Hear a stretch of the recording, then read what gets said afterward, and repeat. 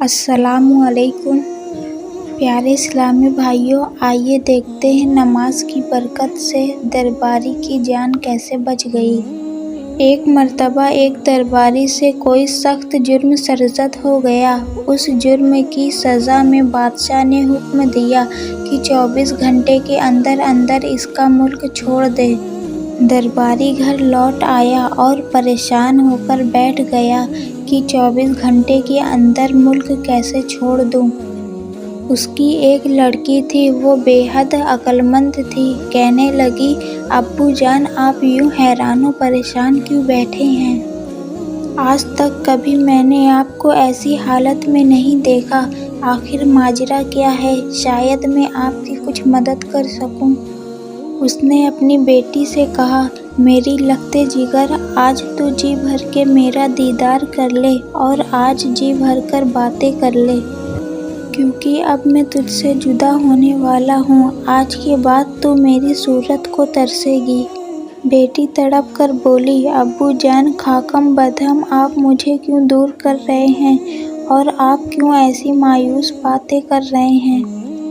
باپ بولا، بیٹی، بات کرتے ہوئے میرے دل میں چھریاں چل رہی ہیں۔ سن بیٹی، مجھ سے فلاں گناہ سرزد ہو گیا۔ بادشاہ طیش میں ہے۔ اس نے مجھے حکم دیا ہے کہ 24 گھنٹے کے اندر اندر اس کے ملک سے نکل جاؤں، اور اتنے کم وقت میں ملک چھوڑنا ناممکن ہے۔ جب بادشاہ کے سپاہی مجھے یہاں موجود پائیں گے تو پکڑ لے جائیں گے اور بادشاہ مجھے مروا دے گا۔ یہ سن کر بیٹی مسکرائی۔ باپ بولا، بیٹی، میری جان جا رہی ہے اور تو مسکرا رہی ہے۔ بیٹی بولی، ابو جان، آپ فکر نہ کریں، انشاءاللہ بادشاہ آپ کا بال بھی باقی نہ کر سکے گا۔ آپ بے فکر ہو کر اطمینان سے سو جائیں۔ باپ حیران ہوا، مگر وہ بیٹی کی ذہانت کا معترف تھا۔ مطمئن ہو گیا کہ چلو دیکھیں کیا ہوتا ہے۔ جب وقت گزرنے کے قریب آیا تو بیٹی بولی، ابو جان، آپ مسجد چلے جائیں اور نماز میں مشغول ہو جائیں۔ چنانچہ اس نے ایسا ہی کیا۔ وقت مقرر پر بادشاہ کے سپاہی اس کی تلاش میں نکلے۔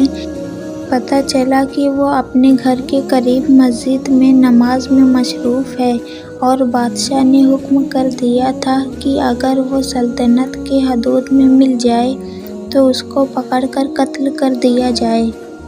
سپاہی شش و پنج میں پڑ گئے کہ وہ نماز میں مصروف ہے، ہم اس کو کیسے پکڑیں؟ بادشاہ کے پاس حاضر ہو کر انہوں نے صورتحال پیش کی۔ بادشاہ نے علماء کرام سے مشورہ طلب کیا۔ علماء کرام نے جواب دیا، آپ نے اس کو اپنے ملک سے نکل جانے کا حکم دیا تھا۔ آپ کے حکم کے مطابق وہ آپ کے ملک سے نکل گیا۔ اب وہ بادشاہ حقیقی کے ملک میں محو عبادت ہے۔ یہاں پر آپ کی حکومت نہیں ہے۔ بادشاہ نے بس ہو گیا۔ اس نے احکام قتل بھی واپس لے لیے، اور یوں نماز کی برکت سے اس شخص کی جان بچ گئی۔ نماز پڑھتے رہیں، اس کی جناب میں گر گراتے رہیں، آخر کار اس کو رحم آ ہی جائے گا۔